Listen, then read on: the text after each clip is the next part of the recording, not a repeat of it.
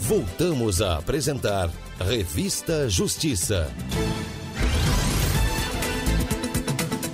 Estamos de volta com a Revista Justiça. Vamos começar agora a terceira e última hora do programa de hoje, terça-feira, 3 de outubro de 2023. Você, ouvinte, pode nos acompanhar agora também com imagens pelo YouTube. Vai lá, Rádio e TV Justiça ao vivo, você vai encontrar o link da Rádio Justiça. Então participe. 10h04. Revista Justiça. Debate. O debate de hoje é para saber a finalidade do Conselho Administrativo de Recursos Fiscais, o CARF, que resumidamente é um tribunal administrativo que julga casos relativos ao pagamento de impostos e desempenha um papel importante no sistema tributário brasileiro. Por isso, estamos recebendo as nossas convidadas e o nosso convidado. Começo com a advogada tributarista, economista, presidente do Instituto de Estudos Fiscais e Contábil do Distrito Federal, procuradora tributária adjunta e conselheira da Ordem dos Advogados do Brasil na seção do Distrito Federal e ex-conselheira do CARF, Miriam Lavocar. Doutora Miriam, bem-vinda, bom dia. Bom dia, Sérgio. Sempre um prazer imenso estar na Rádio Justiça e ainda mais empolgante para todo bacharel em Direito e eu como advogada percorrer os caminhos do Supremo Tribunal Federal. É sempre, como diz o Chico Buarque, é sempre desconcertante rever o grande amor. O Supremo, para todo advogado, todo bacharel em Direito, é um grande amor. Muito obrigada pelo convite, uma honra muito grande. Também está conosco o advogado e professor de Direito Empresarial, autor de livros, Nilson Franco Júnior. Doutor Nilson, bem-vindo, bom dia. Bom dia, Sérgio. Bom dia, ouvintes da Rádio Justiça. É sempre um prazer estar aqui. Hoje com um tema, acredito que tão importante, também em voga aí na discussão da sociedade. E com certeza vai ser um prazer estar aqui, podendo trazer um pouco desse tema.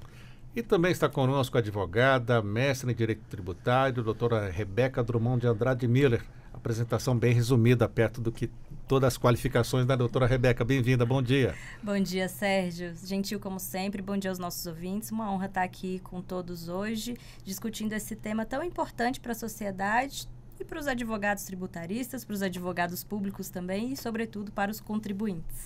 Doutora Miriam Lavocar, vamos explicar para o nosso ouvinte que só ouve CARF, afinal, o que é o CARF? A senhora pode contar um pouco da história do CARF? Sérgio, em 1923, então um pouco após a proclamação da República, o presidente Arthur Bernardes, em razão da instituição do Imposto sobre a Renda, criou então o Conselho de Contribuintes. Então o Conselho de Contribuintes foi instalado em 1924. Então no próximo ano, em 2024, o CARF, hoje, Conselho Administrativo de Recursos Fiscais, completará 100 anos. E o propósito da época do presidente Arthur Bernardes era exatamente que o contribuinte, a pessoa do contribuinte, pudesse exercer sua defesa perante, então, os autos de infração que começavam a surgir em razão da imposição do imposto sobre a renda. E nós tivemos, então, o modelo que até hoje é utilizado, então, veja, é um modelo utilizado há 100 anos, de trazer, dentre os auditores da Receita Federal do Brasil, também representando os contribuintes, à época, as confederações que detinham, né, a discussão econômica no Brasil. Então, nós temos um modelo de 100 anos, que atravessou 100 anos, e em 2015 nós tivemos a alteração, Rebeca me corrija, Nilson também, mas a lei em 2013, isso. Nós tivemos a alteração, então, do nome do Conselho de Contribuintes, porque nós tivemos a instalação do primeiro Conselho de Contribuintes, depois nós tivemos o segundo Conselho de Contribuintes e o terceiro Conselho de Contribuintes. Então, com a alteração para o Conselho Administrativo de Recursos Fiscais, se unificou esses 3 conselhos de contribuintes, que eram inclusive independentes entre eles, e passaram então a integrar um tribunal único administrativo, que é o Conselho Administrativo de Recursos Fiscais. Então, só fazendo, né, um histórico muito rápido, nós temos agora, no próximo ano, em 2024, um tribunal administrativo de 100 anos. Então, é um tribunal mais velho que a própria Justiça Federal do Brasil, é um tribunal mais velho que alguns tribunais de justiça do Brasil, é mais velho que outros tantos tribunais administrativos que nós nos deparamos no dia a dia. E talvez esse programa de hoje seja importante que façamos uma viagem nesses 6 anos e uma reflexão da importância desse tribunal administrativo e como ele vem se perdendo ao longo desses anos. Mais uma vez, parafraseando Chico Buarque, eu acho que o CARF virou um pouco a Geni, né? Joga a pedra na Geni. Ela é boa de cuspir, ela gosta de apanhar. Então, todo mundo, todos os dias, a gente abre os jornais e vê manifestações contrárias a um tribunal administrativo que presta e prestou relevantes serviços ao contribuinte brasileiro. Doutor Nilson, o que o senhor pode acrescentar nesse histórico do CARF? A doutora Miriam já, como bem colocou, eu acredito que o CARF hoje, ele até pela relevância econômica e a discussão toda hoje, principalmente porque, a princípio, por exemplo, tudo que estaria represado lá, uma discussão muito do Ministério da Economia, ministro, etc., estaria inclusive impactando na arrecadação. Tamanho é a relevância econômica deste tribunal. Obviamente que nós temos alguns outros tribunais administrativos no Brasil que também são de muita importância, principalmente referente a algumas agências regulatórias como o CAD, a ANEEL, mas acredito que o CARF hoje, como uma instituição, até pela estrutura fiscal democrática que nós temos hoje, ele é de fato o tribunal administrativo, acredito que mais importante e relevante que nós temos no país. Por isso, a necessidade dessa discussão, trazendo não só também para uma conjuntura também onde a sociedade possa entender melhor a disponibilização desse instrumento, que eu acredito que até então ele era um pouco falado, digamos assim. Eu trago isso inclusive da própria academia, na época de faculdade. Eu recordo, pelo menos na minha época, eu me formei no final de 2008, era um tribunal, se não nada estudado, muito pouco, e que tem tanta importância não só no sistema tributário, mas também econômico do país e principalmente nessa defesa do direito dos contribuintes, que também se torna algo extremamente relevante para que a gente possa ter essa balança aí na justiça e tudo que significa em termos social como arrecadação. Doutora Rebeca, e o CARF, no seu ponto de vista? O que podemos destacar nesse histórico do CARF? A senhora pode explicar para o nosso ouvinte? Afinal, ele só analisa a pessoa física, a pessoa jurídica, todos? Sérgio, eita, que desafio falar depois da doutora Miriam, doutor Nilson, mas eu fazendo coro aqui com ambos, um tribunal administrativo de suma importância, né? Ele vem como última instância dentro do julgamento ali de tributos federais, e ele julga, sim, pessoas físicas e pessoas jurídicas, sempre relacionados a isso, a tributos federais.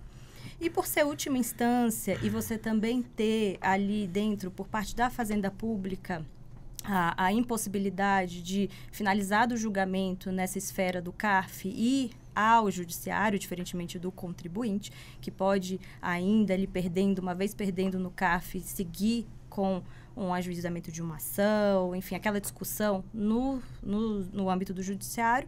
A Fazenda Pública não, ela não tem essa chance. Então, daí também começam as discussões intensificadas, principalmente depois dali de 2015, em que a gente teve a famosa Operação Zelotes, né, que mirou o CARF e toda a discussão. Pode refrescar um pouquinho o que foi essa operação? Sim, claro. É uma operação que mirou vendas, né, de decisões dentro do órgão. Então, ali revelou ali em vários julgadores, né, que então participavam do órgão, do julgamento. E então houve ali, a partir de 2015, uma mudança institucional, né? Tanto que era interessante, assim, que antes o CARF, diferentemente do Poder Judiciário, é um órgão mais informal, ou era mais informal, né? Então, você tinha uma proximidade com os julgadores física mesmo. Não é incomum no CARF você ter um diálogo com os julgadores, no sentido de vocês, enquanto advogados, sustentando aquele processo, e os julgadores, ali, os conselheiros fazerem perguntas, interagirem sobre aquele processo. É um órgão estritamente técnico, muito técnico, que tem essa interação. Então, logo ali após Zelotes, a gente teve um isolamento mais até dessa proximidade. Não que não tivesse essa dinâmica e continua tendo de diálogo, mas eu digo de distância física com entre o púlpito, ali onde se sustenta, e os conselheiros, né? Então, teve toda uma alteração, uma nova dinâmica dos conselheiros, do próprio órgão. E aí, o voto de qualidade também passa a ter um novo formato, né? Passa a ter uma mira sobre ele maior. Segundo alguns estudos, alguns levantamentos, pós-Zelotes, pós essa operação, o voto de qualidade tendeu a ser mais pró-fisco, pró-fazenda, porque é importante lembrar aqui que esse voto de qualidade, que é o voto de Minerva, né? Ou seja, o presidente do colegiado, ele desempata uma questão que está empatada, e o presidente, ele sempre é um representante da Fazenda, ele é um auditor fiscal. Então, ele tem esse voto de Minerva, esse voto de dizer, olha, está aqui empatado, e então vai ser, ele vai ser ou pró-contribuinte ou pró-fazenda. Mas após essa operação, a gente viu, de acordo com algumas estatísticas, alguns levantamentos, que esse voto de qualidade tendeu a ser mais pró-fazenda, notadamente em casos de grande vulto, em discussões que envolvem grandes montantes aí de crédito tributário. Voto de qualidade. Quando toco nesse assunto, sempre lembro da doutora Miriam Lavocar. Doutora Miriam, a senhora foi conselheira lá e já tinha o voto de qualidade, o que ele significou, como ele foi criado?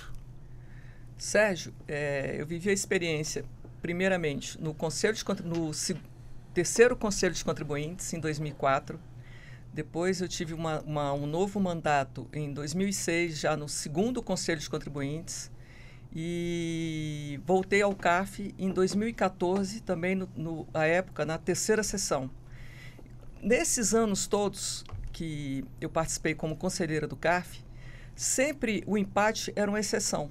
Porque não vou dizer 99%, mas 97% dos julgamentos, das decisões, eram sempre unânimes, tanto por parte dos conselheiros representantes da Fazenda, quanto também como os conselheiros representantes dos contribuintes. Então, todas as vezes que chegava um empate no CARF, era sempre uma exceção muito grande, também no Conselho de Contribuintes. E por que essa exceção é muito grande? Porque você tem um tribunal extremamente técnico. As pessoas que integram o CARF conhecem com profundidade o direito tributário, o processo administrativo tributário, o direito aduaneiro, que são competências próprias do CARF. Então, é muito incomum quando você tem uma dúvida. Por isso que eu falo e defendo a legitimidade do voto, do voto de qualidade pró-contribuinte, porque eu vivi isso no dia a dia. Então, todas as vezes que você precisava de um desempate, é porque você tinha uma grande dúvida sobre o lançamento, ou uma grande dúvida sobre a base de cálculo, ou uma grande dúvida sobre o fato gerador. Então, todas as vezes que você tem uma grande dúvida, né, é muito difícil você não desempatar. Eu sinto isso, especialmente como contribuinte, pró-contribuinte. Por quê? Porque é muito caro ao contribuinte judicializar um auto de infração. É caríssimo. É caríssimo. Ele, muitas vezes, ele deixa de exercer o seu direito porque ele não tem aquele dinheiro para poder judicializar e suspender a exigibilidade do crédito. E se nós olharmos também, ao longo desses anos, né, apesar da gente ter um sistema financeiro extremamente sólido, a gente vê que as fianças bancárias e o seguro-garantia são extremamente caros. E são poucos os contribuintes hoje que conseguem essa vantagem nas instituições financeiras. Então, quando nós temos essa discussão do voto de qualidade, eu não discuto academicamente ou eu discuto em processos como advogada que eu patrocinei, mas eu discuto essencialmente nas discussões com que eu participei. Tanto, né, no segundo Conselho de Contribuintes, no terceiro Conselho de Contribuintes e depois no CARF. O empate é sempre a exceção, muito exceção. E só fazendo um parênteses, esses dias eu estava discutindo com algumas pessoas que integram a equipe do ministro da Fazenda, o ministro Haddad, e eu estava contando essa experiência para ela, né? Uma experiência que um belo dia nós estávamos iniciando a discussão, bateu um senhor na porta, né? Falou, aqui que é o o Conselho de Contribuintes? Sim, é aqui. Ah, não, porque me disseram que eu posso fazer minha defesa. Ele chegou com eu nunca me esqueço, uma pasta azulzinha nessas de papelaria, chegou, abriu e falou, não, o senhor pode fazer a sua defesa. Aí ele veio, né? À época, imposto de renda retido na fonte, ele fez a defesa dele, explicou, mostrou os documentos, todos ali, né? Todos organizados, todos catalogados. Mas a gente vê que é uma pessoa de pouca condição econômica. Eu lhe pergunto, né, eventualmente, um empate numa situação de um processo que se tem uma grande dúvida, é razoável que um contribuinte como esse vá ao judiciário? E acabei saindo um pouquinho do foco, mas o que essa pessoa que participa da equipe do ministro Haddad diz? Ah, mas a pessoa física não vai ao CARF. A pessoa física vai ao CARF. Hoje ela tem limitações em razão das novas regras que nós temos, com limite para poder acessar a instância ao CARF. Mas o contribuinte, esse contribuinte, né, que é um contribuinte que é inspirado, eu tenho certeza que o presidente Arthur Bernardes, quando criou o Conselho de Contribuintes, foi inspirado nesse contribuinte que ele pode, a qualquer momento, no processo administrativo, que o mais importante é a verdade material, exercer o seu direito. Porque eu tenho certeza, né, quem fez a sua defesa, se não for ele, ou um contador, ou um advogado que não está muito habituado com o processo administrativo fiscal, ele pode sequer ter juntado os documentos que ele nos apresentou ali. E é evidente, a partir do momento que você conhece os documentos, a gente sabe que a Fazenda Nacional não pode ter enriquecimento sem causa. É óbvio que você tem que dar direito ao contribuinte. Então, são essas variáveis dentro dessa equação, que é o voto de qualidade, que nós temos que sopesar até onde é razoável você impor a um contribuinte, né, uma dificuldade financeira dele exercer a sua ampla defesa e o seu contraditório. Doutor Nilson, daqui a pouco pergunto sobre a indústria, o comércio, a pessoa jurídica, né? Mas ainda a pessoa física, doutora Mira, quem é que pode recorrer ao CARF e que situação que essa pessoa pode recorrer? Todos os contribuintes que sejam contribuintes da Fazenda Nacional, da União Federal, ou seja, dos tributos de competência da Secretaria da Receita Federal do Brasil. Então, nós temos são três sessões, uma sessão que discute imposto de renda da pessoa jurídica e contribuição sobre o lucro líquido. Nós temos uma segunda sessão que julga ainda, né, o IPI, porque possivelmente nós vamos ter aí muitas alterações. IPI, perdão. A segunda sessão que vai julgar as contribuições sociais e o imposto de renda retido na fonte. E nós temos a terceira sessão, que são os remanescentes dos tributos da Receita Federal, qual seja PIS/COFINS, IPI, Imposto sobre Produto Industrializado e outras contribuições, dentre elas contribuições de intervenção no domínio econômico, dentre outras, que são muitas. E especialmente, que é uma coisa muito, muito, muito, muito própria, muito incomum, só quem milita no dia a dia tem aproximação com o tema, que é o direito aduaneiro. E é um direito, Sérgio, que eu falo, tão especial porque boa parte da legislação do direito aduaneiro ainda vem de 1967. Nós tivemos uma medida provisória em 2004 que trouxe algumas alterações. Então, veja, como é uma legislação específica e só aquela pessoa, né, seja o auditor da Receita Federal, que trabalhou anos e anos e anos em aduanas, diretamente com o direito aduaneiro, ou o representante do contribuinte que conhece o tema com profundidade. Porque se a gente colocar uma discussão para um julgamento em que está em xeque, especialmente um direito do contribuinte, muitas vezes com multas aduaneiras caríssimas, impossíveis de serem pagas, é razoável que a gente, em dúvida, deixe de prestar ao contribuinte a possibilidade, né, dele não ir ao judiciário, porque esse é o problema, é o acesso ao judiciário. Daqui a pouco eu volto para a senhora explicar o direito aduaneiro. Doutor Nilson, e o empresário, a pessoa jurídica e o CARF nessa situação do voto de qualidade? E também ele tem essa mesma dificuldade que a pessoa física para chegar até o CARF? Bem, Sérgio, quanto ao voto de qualidade, eu sempre vi ele com muita restrição profissional para a gente que atua defendendo o contribuinte no tribunal. E também a nível acadêmico também sempre tive algumas críticas a esse sistema. Eu acredito que ele traz uma problemática que acaba contradizendo muitas coisas do nosso sistema tributário e até mesmo de princípios constitucionais que garantem a qualquer cidadão, e aí obviamente a gente inclui os contribuintes, a ter uma defesa justa, ampla defesa, contraditória, um devido processo legal. Essa problemática, eu acho que onde principalmente a funila, ela quando há esse desempate, principalmente por um representante da Fazenda, que por si só traria, digamos, entre aspas, um prejuízo ao contribuinte. Eu digo isso, obviamente que a gente não está falando aqui de parcialidade ou imparcialidade ou tendência a um determinado julgamento. Mas, obviamente, que a formação e a instrução com que vêm os representantes fazendários, eles têm, obviamente, uma formação que traz, de fato, digamos assim, uma proteção maior ao fisco e acaba fazendo com que aquele princípio de órgão paritário, a meu ver, ele é lesado. E a problemática de sistema mesmo, que eu acredito que traz cria uma questão de uma maioria fictícia no julgamento, porque esse mesmo conselheiro já participou desse voto, então é como se fosse desse um peso maior a um voto, que eu acredito que também acaba aí de fato ferindo, trazendo uma problemática toda para esse sistema.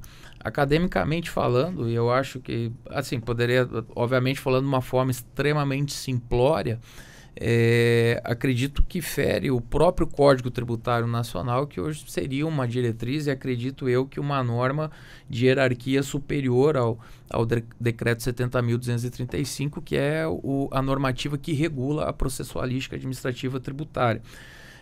Nós temos o artigo 112, eu acredito que seja um dos artigos mais em voga quando se traz essa discussão do voto de qualidade, como bem colocou já a doutora Miriam, no sentido de que a decisão, caso houvesse empate, ela deveria ser pró-contribuinte. Assim como nós temos alguns princípios correlatos em outras matérias.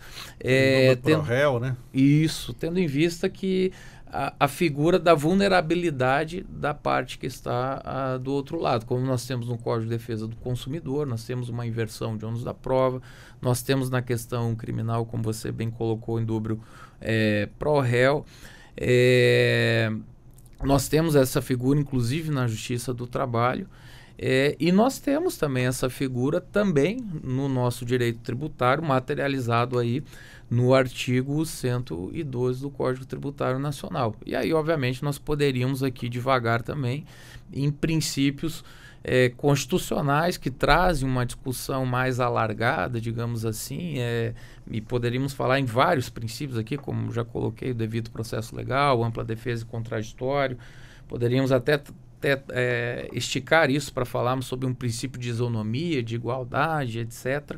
Então, acredito que, academicamente falando, teríamos aí muitas teses a serem abordadas sobre a legalidade desse voto de qualidade. Então, eu vejo com bastante restrição, principalmente a volta, né, dele, obviamente, agora com a nova legislação, com a Lei 14.689, apesar de que ela trouxe ali algumas nuances, mas acredito que seja de fato um retrocesso a nível de discussão de sociedade mesmo, enquanto sistema tributário e arrecadatório. Inclusive, nós já tivemos, salvo engano, foi publicado ontem, ou julgado ontem, o STF tinha uma questão já discutindo sobre a legalidade do voto de qualidade, e ontem imperou, então, sobre a validade no STF sobre a questão do voto de qualidade.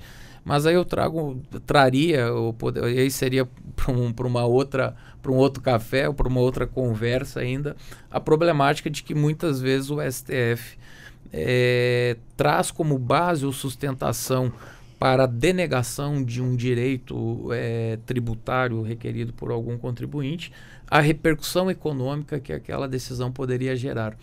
Então não está propriamente dito vinculado à legalidade, se aquilo é legal, se tem o direito, a legitimidade, etc. Mas sim é digamos aí, um princípio maior, né, de uma supremacia do poder público, no sentido de que se aquele direito for concedido, a repercussão econômica seria muito negativa. Acredito que esse tenha sido o principal argumento utilizado pelo que eu li do voto da ministra Rosa Weber e foi o último processo, inclusive, antes da aposentadoria dela.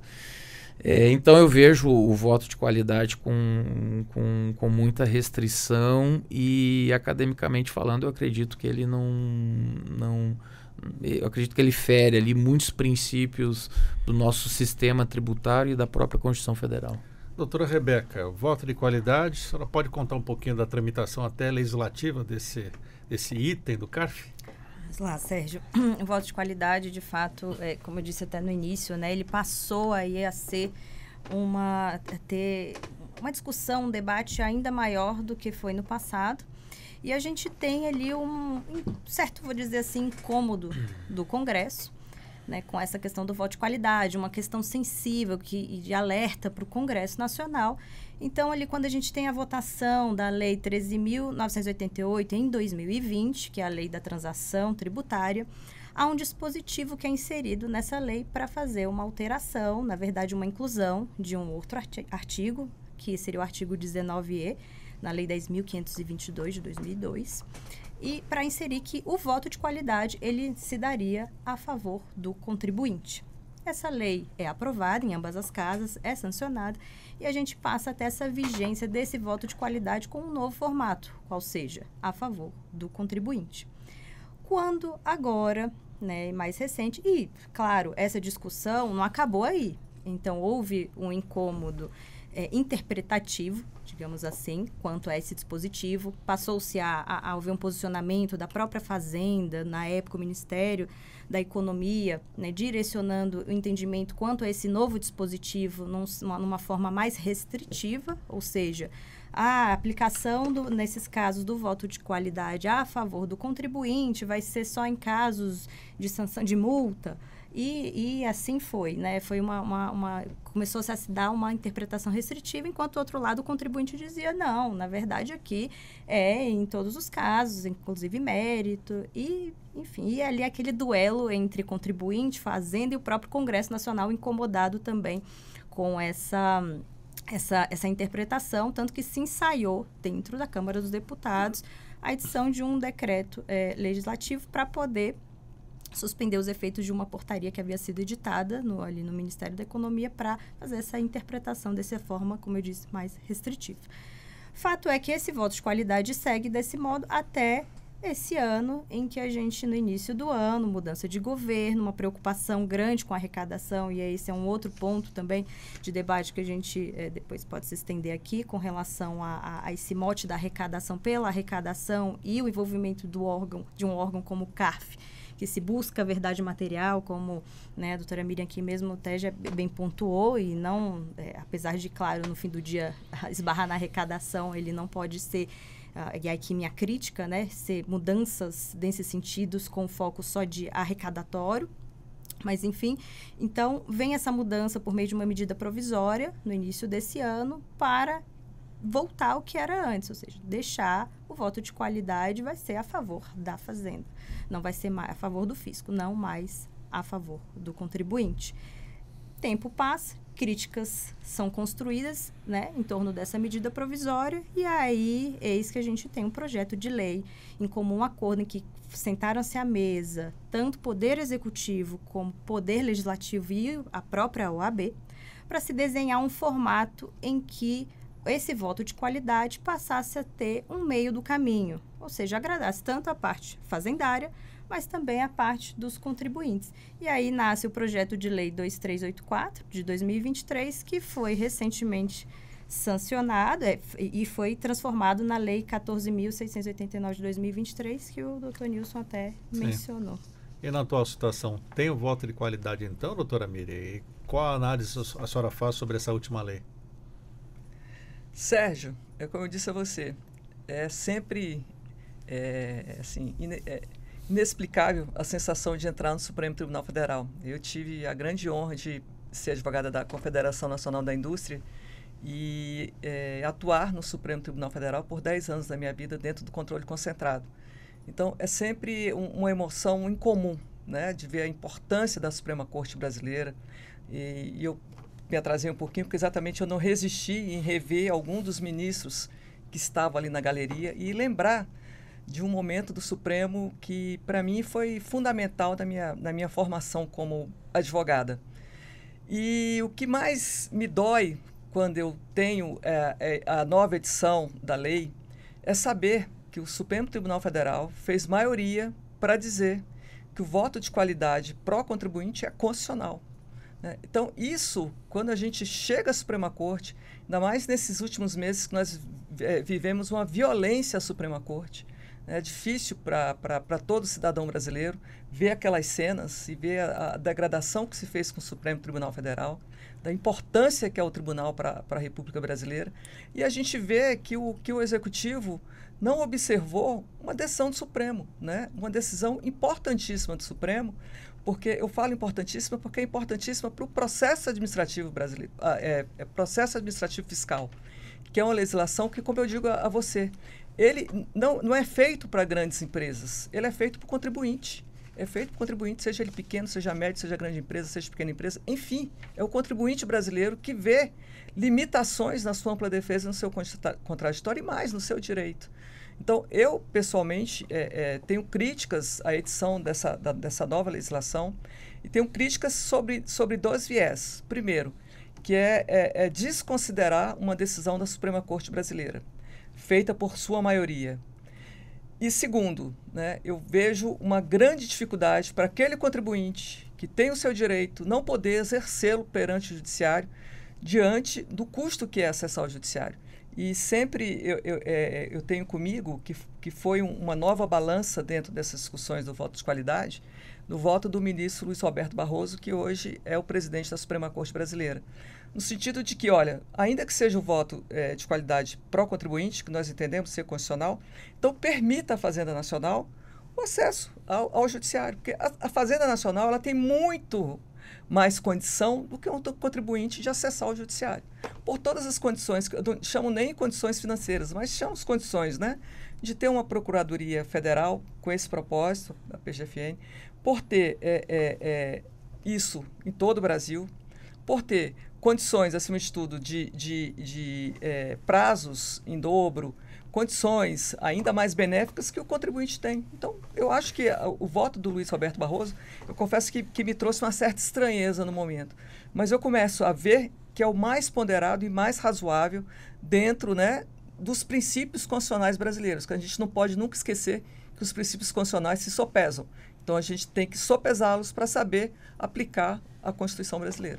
Doutor Nilson, estamos em Brasília e estamos então privilegiados quando as questões envolvem o CARF, mas e o contribuinte de outras localidades ficam distantes e também ficam distantes até para recorrer? Como é que funciona isso? Sérgio, na verdade, o acesso hoje ao CARF ele é eletrônico, né? Ele tem uma ferramenta dentro do próprio site do CARF que te direciona ao chamado e-processo, que está lá no ECAC. Então, portanto, qualquer contribuinte que tenha o seu certificado digital, ele vai ter acesso ali à possibilidade dentro da legislação de fazer o competente protocolo do seu recurso frente ao CARF, né? Obviamente que a fase que antecede a isso são nas delegacias regionais de julgamento, onde ele tem acesso à primeira defesa, que é uma peça chamada impugnação. Caso o auto de infração seja mantido o lançamento, ele acaba tendo o direito aí de recorrer ao CARF e isso ele poderá fazer de forma eletrônica. E qual é a principal reclamação dos empresários que tentam acessar o CARF? A questão que eu vejo ela se refere mais talvez a uma falta de informação, e aqui eu trago até na questão de formação acadêmica. Eu estou falando pela época em que eu fui estudante, onde era muito pouco comentado sobre esse instituto. Também acredito que no interior do país, aí tirando as capitais, onde tem mais informação e as pessoas têm de fato um acesso maior, mas no interior, e aí eu digo de onde eu nasci mesmo e estudei, as pessoas pouco ou nunca falaram do CARF. E eu digo isso a nível de advogados e a nível de contador. Quando nós falamos de um contribuinte com uma capacidade econômica menor, geralmente esse problema de auto de infração, que é o que gera a discussão ou a geração de um processo administrativo que pode se chegar ao CARF, é um assunto tratado geralmente pelo profissional de contabilidade. Que nem sempre tem uma condição suficiente para, digamos, conseguir percorrer esse caminho até com uma qualidade maior para poder chegar ao CARF, por exemplo, uma vez que não é exigido ainda a constituição de um advogado para poder representá-lo até essa fase. Então, acredito que essa seria a dificuldade até de uma questão própria de informação dos profissionais que lidam de forma direta, e aí eu trago a questão dos contadores, obviamente, advogados também. Acredito que essa seria talvez a dificuldade maior que a gente vê, principalmente em regiões descentralizadas, né? Doutora Rebeca, reforma tributária a caminho, está lá no Senado, mas e o CARF? Como é que ele consegue acompanhar todas essas mudanças? Porque temos muitas alíquotas e o conselheiro do CARF tem que saber de tudo isso? Sérgio, com a reforma tributária, muita coisa vai mudar, né? Até a própria figura do que a gente chama, do que está sendo chamado de Conselho Federativo, que vai ser um órgão maior, que vai ser responsável por diversas questões relacionadas aos novos tributos, né, que vão entrar. Mas, e aí vai afetar questões relacionadas, por exemplo, dentro da esfera de competência do CARF, tributos como PIS, COFINS. Né? Mas, por exemplo, o imposto de renda, ele, a rigor, não está nessa PEC que está sendo analisada. Ele vem num próximo momento, é a promessa, inclusive há a previsão disso, de que na sequência tem que haver uma análise, né, como uma reforma da renda, do patrimônio. E isso, com certeza, também vai exigir uma nova dinâmica do CARF. Mas ele permanece lá. É só a questão desses novos tributos que vão surgir, né, que vão mudar, talvez mude um pouco a dinâmica e é à espera de todo mundo. Então, todo mundo está ali à espera e ainda analisando o possível impacto de tudo isso, inclusive quanto às alíquotas que a gente ainda não sabe. Tem previsões, estudos que são feitos, mas um pouco no escuro, porque ainda faltam alguns dados vindos da Receita Federal e também a finalização desse texto com possíveis exceções de setores, tudo isso vai afetar nessas alíquotas desses novos tributos. Doutora Miriam, por favor, ela comentando tudo isso me veio, será que o CARF vai ser esvaziado no seu potencial ou não? Eu acredito que não, Sérgio. Eu acredito que não, porque eu vi alguns estudos, algumas minutas propriamente dentro da PEC 45, em que há sugestões para um novo modelo ou para novos modelos que possam ser debatidos. Eu, pessoalmente, eu acho que precisa urgentemente. A gente não pode, jamais, um tribunal com a grandiosidade que é o CARF, se ver perdido. E mais, talvez seja até um pouco, né, maçante eu repetir tanto essas palavras, mas a gente que está no dia a dia da advocacia tributária, é princípio que não se pode nunca pensar em ser diminuído, que é o contraditório, ampla defesa dentro de um processo administrativo. Então, eu acho que é necessário urgentemente o legislador repensar o processo tribunal, o processo administrativo tributário e especialmente o tribunal competente para julgar. Nós temos o crescimento da economia brasileira e os olhares sempre, né, pela globalização dessa economia, com a venda de produtos, venda de serviços, enfim, a compra de produtos e serviços, entrada e saída de pessoas. Então, é importante que a gente tenha muito bem delimitado um tribunal que tenha uma competência, mas acima de tudo, seja assegurado a ele o que foi assegurado ao CARF ao longo desses anos e que se a gente vê diminuído ao longo desses 8, que é a sua grandiosidade, sua importância. Doutora Miriam Lavocar, na sua época de conselheira, eu gostaria que a senhora contasse para o nosso ouvinte como são designados os conselheiros, formação exigida, como é que funciona? Sim, a formação superior exigida, com exceção de advogados. Em 2015, quando nós tivemos a Operação Zelotes, o Conselho Federal da Ordem dos Advogados do Brasil, em uma consulta, entendeu pela incompatibilidade dos advogados na permanência do CARF, ou seja, na composição do CARF. Então, se um advogado resolver integrar o CARF e foi indicado ao CARF, ele se torna incompatível com a advocacia. Ele tem que devolver à ordem a sua carteira de advogado. E eu tenho notícias, né? E às vezes me choca. Inclusive, eu estava no dia da consulta, participei ativamente perante o Conselho Federal do AB nessa apreciação dessa consulta. E eu tenho notícias de profissionais hoje, enfermeiros, profissionais, né, formados em outros tipos de profissão que não estão diretamente relacionadas ao processo administrativo. Porque se a gente falar de um contador, né, ele tem ampla experiência, ele tem ampla vivência, de um administrador de empresa, de um economista, de um advogado, ele conhece a matéria melhor do que ninguém. Mas é muito difícil, muitas vezes, você ter um conselheiro dos contribuintes que tem uma formação superior que não seja essas profissões tão afins. Então, é uma situação também, Sérgio, eu acho que já que se quer repensar todo...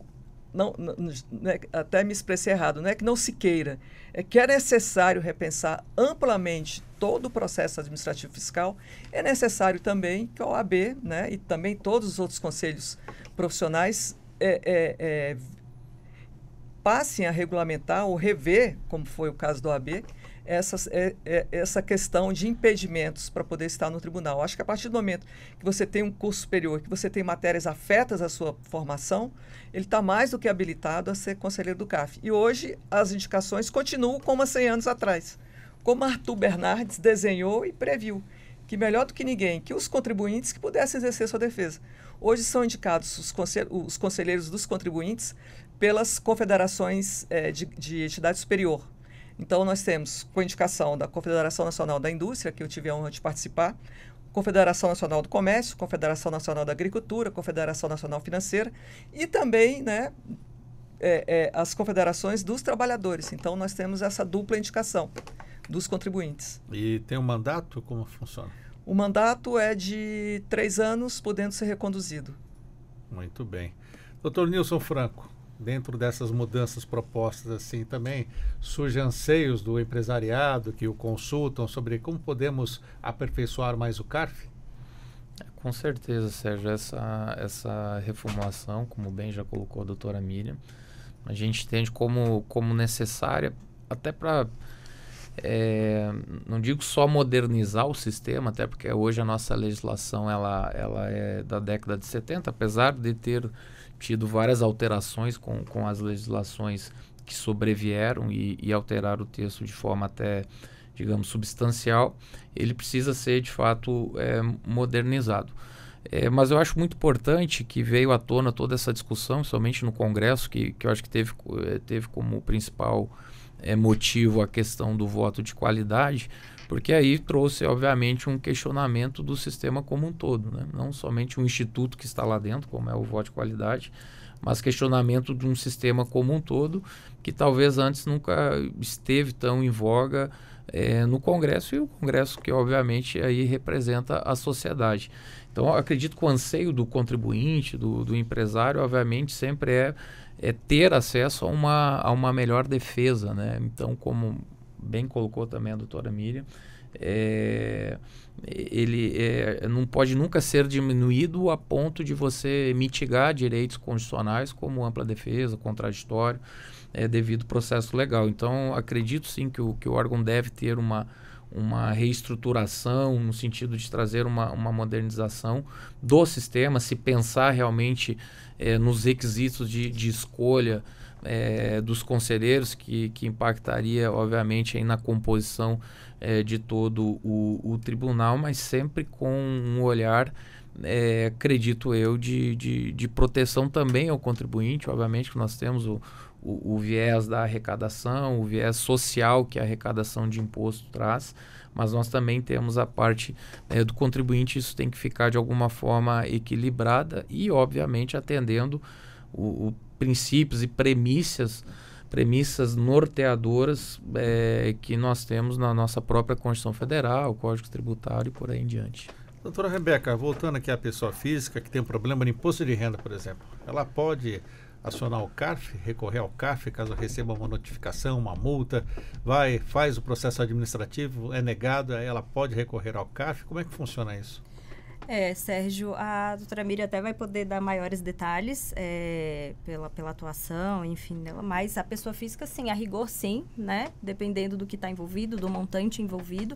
Mas é importante lembrar que aqui nessa trajetória até o CARF, começa-se, assim como a semelhança do judiciário, em que a gente tem a primeira instância até a última instância, até os tribunais superiores, por exemplo, STJ, STF, com seus requisitos, o CARF, ele tem essa figura dentro da esfera administrativa. Então, você tem uma notificação, uma autuação no início, né, de todo o procedimento.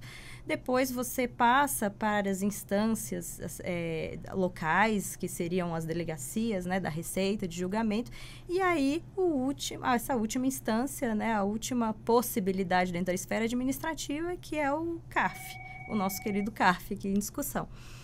Então, dependendo do tanto de custo envolvido e de montantes envolvidos, sim, a rigor, uma pessoa física que tem um problema, e não é incomum, acontece, há casos, a gente sempre fala dos contribuintes, grandes empresas, são sempre que estão ali no enfoque, né, dos debates, das notícias, mas há essa pessoa física, que a doutora Miriam até trouxe aqui também, relatando, que podem alcançar o CARF, sim, com as suas discussões relacionadas a esse imposto. E vale lembrar também que há muitas pessoas físicas que têm grandes autuações, né? A gente tem os pequenos, né, que a gente tem que se preocupar bastante, mas também tem os grandes envolvidos ali quanto a uma discussão, por exemplo, de imposto de renda, sim, né, da sua pessoa física. Doutora Miriam, algo a acrescentar ainda nessa defesa do cidadão que faz o seu imposto de renda? Sérgio, eu queria ter essa graça, né? Porque hoje o valor de alçada ao CARF é de 1.000 salários mínimos. Então, uma pessoa física, né? Para lá, se ela não tiver... Não para alçada, no CARF, lá na Receita. Para na Receita, nas DRJs. E as DRJs têm a composição exclusiva, né, de auditores da Fazenda Nacional, auditores da Receita Federal do Brasil. Então, nós não temos, dentro das DRJs, conselheiros de contribuintes ou que faça o contrapeso do direito do contribuinte. Então, essa pessoa física, obviamente, né, com a discussão de 1.300.000, é uma pessoa mais abonada. Sim. Mas, ainda assim, para ela, é muito caro acessar o judiciário. E eu já tive autos de infração, Sérgio, de ter, por exemplo, um auto de infração numa duplicidade de uma base de cálculo. O auditor foi fazendo a base de cálculo e ele foi duplicando. Então, por exemplo, quando ele calculou o tributo de fevereiro, ele contou também o de janeiro. Quando ele calculou de março, ele fez janeiro, fevereiro e março. Quando chegou a dezembro, você imagina como ele foi contando isso. Então, possivelmente algum erro, né, de tabela, Excel, alguma coisa. Então, é um auto de infração astronômico. Mas quando você vê, é propriamente o erro no cálculo da base de cálculo. Pergunto, isso podia ter acontecido comigo, com a Rebeca, com você, com o Nilton. E como é que você vai, né, perder no primeiro grau na DRJ? E como é que você vai acessar o judiciário numa situação como essa? É humanamente impossível. Então, eu vejo como nós tivemos, há anos atrás, a necessidade do depósito recursal prévio, que era para acessar o processo administrativo. Você tinha que depositar 30% do valor. Não sei se vocês se recordam disso. Ainda uma medida editada pelo presidente Fernando Henrique. Então, para você poder acessar os tribunais administrativos, no caso, o federal, você tinha que fazer o depósito prévio de 30%. E isso foi uma discussão imensa, né, no judiciário brasileiro, até que chegou ao Supremo. E o Supremo, à época, entendeu pela constitucionalidade, pela possibilidade desse depósito prévio. Eis que o ministro Marco Aurélio, sempre, né, com a importância que ele tem para o direito tributário brasileiro, especialmente na defesa dos direitos do contribuinte, ele nunca se conformou com essa decisão e manteve alguns processos do depósito prévio com ele. Eis que, com a nova formação do Supremo, quando nós tivemos a chegada do Supremo de outros ministros em 2003, 2004, o ministro Marco Aurélio trouxe essa discussão novamente ao Supremo, ainda à época de recurso extraordinário, porque a ADIM, inclusive a ADIM da Confederação Nacional da Indústria, a liminar tinha sido indeferida e estava aguardando julgamento. E o ministro Marco Aurélio, então, levou esse tema ao plenário do Supremo Tribunal Federal e o Supremo Tribunal Federal entendeu pela inconstitucionalidade desse depósito prévio de 30%. Veja o tamanho, né, como alargou a possibilidade de defesa dos contribuintes, que é o que nós vivemos hoje. Então, eu acho que esse valor de alçada, ele não pode ser levado ao CARF. Não pode ser levado ao CARF porque a gente está perdendo a essência de um tribunal criado há 100 anos atrás, que tinha, acima de tudo, a sua importância a defesa do contribuinte. Muito bem, nosso tempo já está acabando. Quero partir para as considerações finais e fazer uma última pergunta para os nossos convidados. Dr. Nilson Franco Júnior, advogado, professor de Direito Empresarial. Obrigado por estar conosco, Dr. Nilson. E na sua opinião, o que podemos tratar ainda aqui nessa entrevista que não foi tratado, que é de suma importância para um CARF? Obrigado, Sérgio, pelo convite. Eu acredito que essa nova legislação, a 14.689, que trouxe a nova figura do voto de qualidade, ela também trouxe outras alterações, sendo fiel à condição de pesquisador, falando aqui de forma acadêmica mesmo. Eu acredito que existem várias premissas que deverão ser questionadas nesse projeto de lei, que eu acredito que possa impactar muito na questão da processualística em si, porque de fato ela afeta várias condições que foram criadas, né? Uma é o próprio voto de qualidade, que nós já falamos, apesar do STF já ter aí dado a sua decisão, mas eu vi algumas incongruências, assim como, e que vão causar um certo rompimento, acredito, até de isonomia com outros contribuintes. Traz algumas condições que vai trazer algumas disparidades, como algumas possibilidades de transação, possibilidade de cancelamento de multa. Temos também a possibilidade hoje de dispensa de apresentação de garantia para discussão judicial, que são situações que de fato são favoráveis ao contribuinte, a gente vê com bons olhos, mas acredito que vá trazer alguma quebra de isonomia e tratamento tributário a outros contribuintes também, que vão acabar se vendo aí numa situação desfavorável, tão somente em razão do próprio voto de qualidade. Então, acabaram-se aí, eu acho que se criando algum... como se fala no jargão, um jabuti, às vezes, né, para poder aprovar o texto, algumas concessões que eu acredito que vão ser bastante questionadas no futuro. Muito obrigado. Doutora Rebeca Drummond de Andrade Miller, advogada, mestre em Direito Tributário, obrigado por estar conosco, e também para a senhora. O que podemos trazer de ponto importante que não podemos perder a oportunidade? Sérgio, obrigada pelo convite, obrigada aos ouvintes que estão aqui conosco até esse momento. A minha visão aqui, né, a minha contribuição nesse debate nosso aqui de hoje é mais ligada à esfera política, de alguém que acompanhou por um período dentro da Câmara dos Deputados, enquanto assessora, essas discussões de voto de qualidade, os debates, as negociações em torno do CARF, em torno dessa dinâmica, dessa nova dinâmica. E eu gostaria de pontuar aqui o que a gente não pode levar ou não deveria levar, é uma crítica que eu faço, aspectos ideológicos para dentro do tribunal, que é um tribunal de competência, que é um tribunal estritamente técnico. Conselheiros auditores são muito bons, são muito preparados. Conselheiros, representantes dos contribuintes são muito bons, são muito preparados. E a gente tem que ter uma preocupação aqui sobre a isonomia dos próprios conselheiros. E eu vou dar um exemplo. As conselheiras que não possuem licença maternidade remunerada. Então, isso é uma disparidade dentro do próprio órgão e que prejudica, claro, não a qualidade, porque são conselheiros e conselheiras que se esforçam, que estão ali, às vezes até com uma remuneração também díspare com relação aos representantes do fisco. Mas estão ali todos os dias, se aperfeiçoam e são tecnicamente muito bons. Fazem ali, como a gente diz, né, no jargão popular, das tripas coração, para estarem ali dando tudo deles, toda a competência.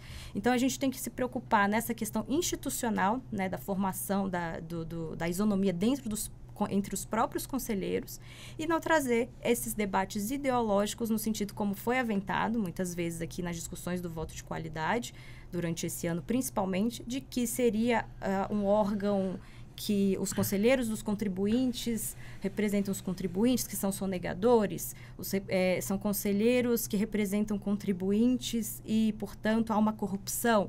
A gente não pode falar sobre isso, até porque, se a gente for resgatar auditorias do Tribunal de Contas da União, essas auditorias apontam que a Receita Federal é o segundo órgão com mais problemas envolvendo corrupção. Então, aqui estou trazendo esse elemento, não para dizer, obviamente, que há um ambiente de corrupção, mas é um debate que não pode se trazer isso, porque há argumentos para os dois lados e são argumentos infundados. Acho que a gente tem que se voltar à competência do CARF, ao Tribunal de Excelência que ele a todo o resgate histórico que a doutora Miriam trouxe aqui com também muita excelência, e para então fazer as modificações, as negociações em torno disso, mas não focado somente na arrecadação, enquanto a gente pode retirar de garantias fundamentais, de direitos fundamentais, inclusive, para ter essa arrecadação em primeiro lugar. Doutora Miriam Lavalcar, obrigado por estar conosco aqui também na Rádio Justiça. Se a senhora tivesse 1 minuto para conversar com o ministro Fernando Haddad, qual recado a senhora deixaria para ele? Sérgio, mais uma vez, muito obrigada pelo convite. É um prazer imenso. Muito obrigado aos ouvintes que estão nos escutando nessa manhã. E nos assistindo também. Nos assistindo também no YouTube. Eu diria pouquíssimas palavras, mas eu diria, ministro, não falo como advogada militante e apaixonada pelo que faz pela advocacia. Não falo como, acima de tudo, uma estudiosa do processo administrativo fiscal, mas falo como contribuinte, como ex-conselheira que fui. Eu vi a justiça fiscal ser feita dentro do CARF. Eu vivi o direito do contribuinte ser respeitado e ser julgado com a qualidade técnica sem igual. Eu vi, ao longo desses anos, o Supremo Tribunal Federal, o Superior Tribunal de Justiça, utilizar os votos do Conselho Administrativo de Recursos Fiscais em muitos dos seus julgados. Então, eu digo, ministro, não deixe perder um tribunal de 100 anos de história que, acima de tudo, tem uma grandiosidade nos seus julgados, na qualidade dos julgados, na profundidade de suas decisões. Não deixe jamais isso ser maculado. Eu entendo a necessidade de arrecadação e existem tantos meios, acima de tudo, né, com a inteligência e com a qualidade da Secretaria da Receita Federal do Brasil. Mas não coloque jamais em xeque um tribunal histórico, um tribunal que faz a justiça fiscal no Brasil. Muito obrigado, doutora Miriam Lavalcar, e aos nossos convidados, doutora Rebeca, doutor Nilson. 11 horas em ponto, a Revista Justiça de hoje vai ficando por aqui. Lembrando que essa entrevista vai ficar disponível também no YouTube para você assistir quando quiser. O programa de hoje teve a apresentação e edição de Sérgio Duarte, a produção de Leandro Bezerra, os trabalhos técnicos Luiz Alves, programação musical Josimar Fernandes, coordenação de jornalismo Marcela Luiza, Secretaria de Comunicação Social Supremo Tribunal Federal. Está chegando aí Ariana Fonseca, mais um Regra do Jogo. Um excelente dia para você e até amanhã aqui no Revista Justiça.